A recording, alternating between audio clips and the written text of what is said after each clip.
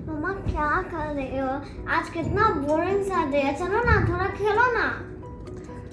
मुझे आज गोनू झा का एक वीडियो बनाना है, मैं उसकी स्टोरी पढ़ रही हूँ, बाद में बात करते हैं। गोनू झा का स्टोरी? वाह, मुझे भी सुनाओ ना मम्मा। सीरियसली तुम सुनोगी? हाँ सुनूंगी। चलो आओ इधर, मैं सुनाती हूँ। लेकिन ईशी, मैं तुम्हें कहानी का शीर्षक नहीं बताऊंगी, ठीक है? जब कहानी पूरा सुना दूंगी, जब कहानी खत्म हो जाएगी, तब तुम मुझे बताओगी कि कहानी का शीर्षक क्या होना चाहिए। डन? डील? एक बार ईरान का एक व्यापारी मिथिला के दरबार में आया। वह बहुत धनी था और अभी भी बहुत लाभ कमाकर अपने देश को लौट रहा था। उसने मार्ग में कहीं सुना था कि मिथिला में विद्वानों की कमी नहीं है। व्यापारी भी विद्वानों की बहुत इज्जत करता था। उसने विचार किया कि यदि मिथिला दरबार का कोई विद्वान उसकी पहेली का उत्तर दे सका तो वह उसका सम्मान करते हुए उसे ढेर सारा पुरस्कार देकर जाएगा। वह दरबार में पहुंचा तो उसके पास एक लकड़ी का बक्सा था। उसने महाराज को प्रणाम करके अपना परिचय दिया। ए जहाँ पे ने, मैं ईरान के ताजीर हबीबुल्ला हूँ। हिंदुस्तान से तिजारत करके लौट रही थी तो आपकी दरबार की तारीफ सुनी। पता चला कि यहाँ एक से बढ़कर एक इल्मगीर और अक्लमंद है, तो मैंने भी सोचा कि मैं तो परख करूं कि इस बात में कितनी सच्चाई है। आप हमारे मेहमान हैं महोदय, आपकी इच्छा का सम्मान करना हमारा कर्तव्य है। शुक्रिया जहाँ पे ने, मेरे पास जो आप लकड़ी का बक्सा देख रहा है, इसमें एक विचित्र चीज है। आपके दरबार में कोई अक्लमंद अगर यह बता सके कि वह चीज क्या है तो हम उसे ढेरों हीरा जवाहरात पुरस्कार में दूंगा। महोदय, उस चीज की विचित्रता क्या है? महाराज, यह वह एक अद्भुत है। उसमें बिना बीज, बिना पानी या बिना जमीन के पेड़ पैदा कर सकती है। सारे दरबारी हैरान रह गए, स्वयं महाराज भी हैरान रह गए। आश्चर्य, ना देखा ना सुना, बिना बीज के पेड़ कैसे संभव है? वह भी हो तो बिना जमीन और पानी की ऐसी कल्पना भी नहीं की जा सकती। पर महाराज, मेरी दावा उतना ही सच है जितना सच ये है कि हम आपके सामने खड़ी। व्यापारी बोला, अब मैं देखना चाहती हूं कि आपका दरबार में कौन ऐसा इल्मगीर है जो इस बक्से को खोले बिना इसमें बांध उस चीज की शनाख्त कर सके। सारे दरबारी एक दूसरे का मुंह देखने लगे। उस व्यापारी ने अजीब और कठिन पहेली पूछी थी। वह लोग क्या दिव्य दृष्टि रखते थे? गोनू झा भी दरबार में थे और समझ गए थे कि उस व्यापारी की पहेली का अर्थ सरल नहीं था। दरबार के सारे विद्वान भी असमंजस में थे। तब गोनू झा ने उस स्थिति को संभाला। महोदय, जैसा कि महाराज ने कहा कि आप हमारे मेहमान हैं, अतः आज आप हमें मेहमान नवाजी का अवसर दें और कल आपके प्रश्न का उत्तर दे दिया जाएगा। ये तो बहुत अच्छा बात है, लेकिन यह बक्सा मैं अपने पास ही रखूंगा ताकि इसे खोलकर कोई जान न ले कि इसमें क्या चीज है। महोदय, मैं भी यही चाहता हूं कि आज रात इस बक्से पर आपके ताले के अलावा शाही ताला भी होना चाहिए कि कहीं आप इस चीज को बदल ना दें। मिथिला नरेश समझ गए कि गोनू झा ने कोई युक्ति सोच ही ली है। उन्होंने भी उनकी बात का समर्थन किया। व्यापारी मान गया। राजसी ताला लगाकर उसकी चाबी स्वयं महाराज के पास रख दी गई। पंडित जी, हम चाहते हैं कि शाही मेहमान की खातिरदारी की जिम्मेदारी आप ही उठाएं। याद रहे कि इन्हें किसी भी प्रकार का कष्ट न हो। आज्ञा शिरोधार्य है महाराज।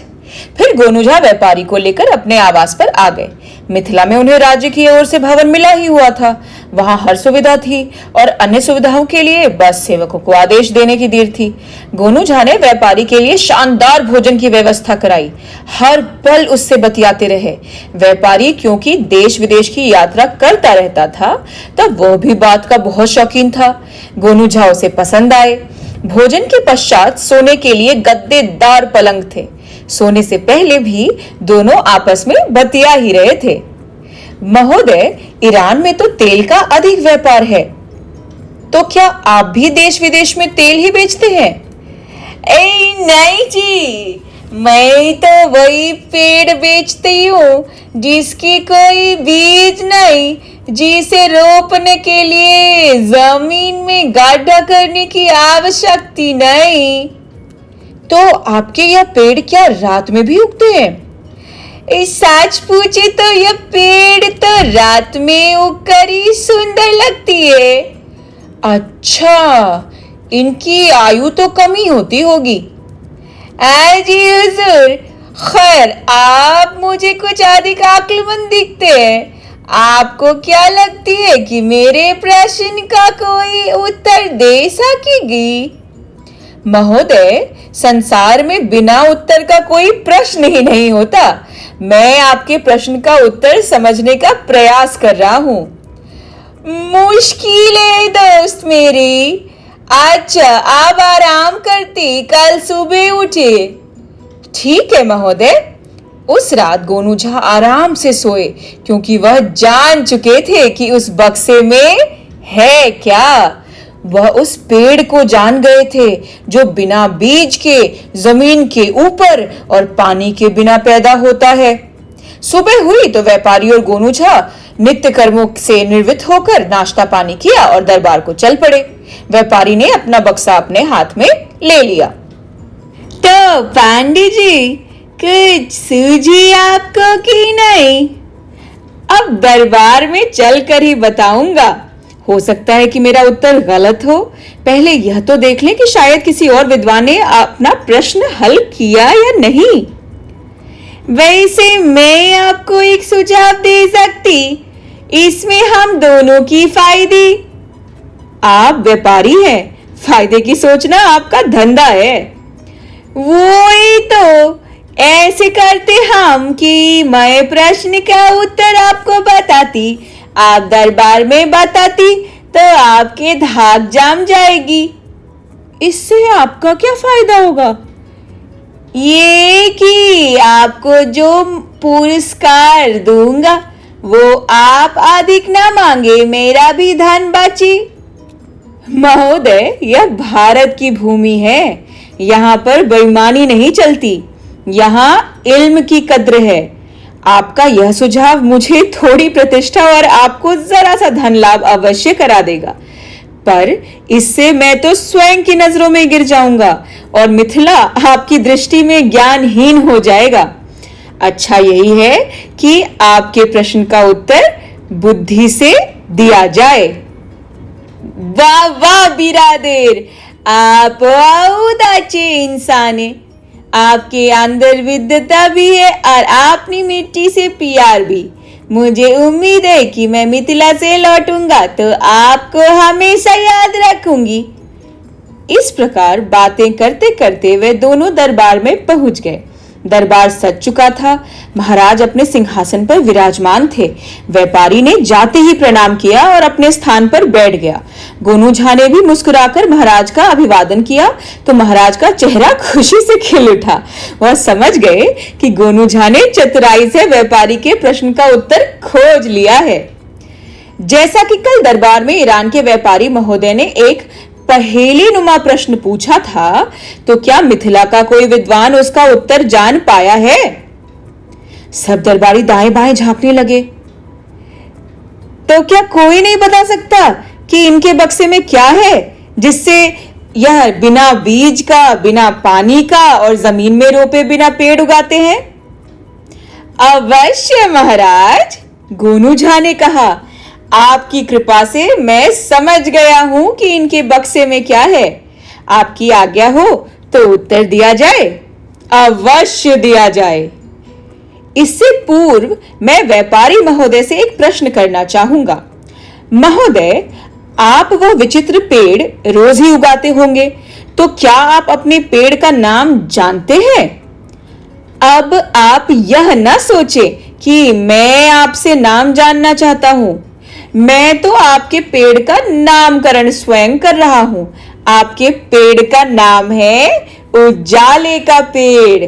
कहिए, मेरी बात सत्य है? मरहबा मरहबा, आज तक मैं खुद इस पेड़ की इतनी अच्छी नाम नहीं सोच पाई। महाराज, इनके बक्से में आतिशबाजी का सामान है। जब यह उससे बनाए धमाके चलाते हैं तो आसमान में पेड़ की तरह उसकी झड़ियां बिखर जाती है और उजाला करती हैं।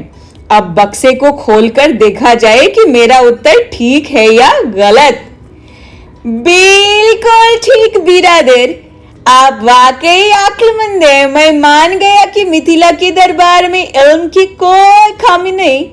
आप जो चाहे पुरस्कार ले सकते, मुझे बहुत खुशी होगी। मैं पुरस्कार में मात्र 1 आना रुपया मांगता हूं महोदय। व्यापारी हैरत में पड़ गया। गोनू झा ने उसे दिखा दिया था कि भारत की भूमि पर लालच का कोई काम नहीं।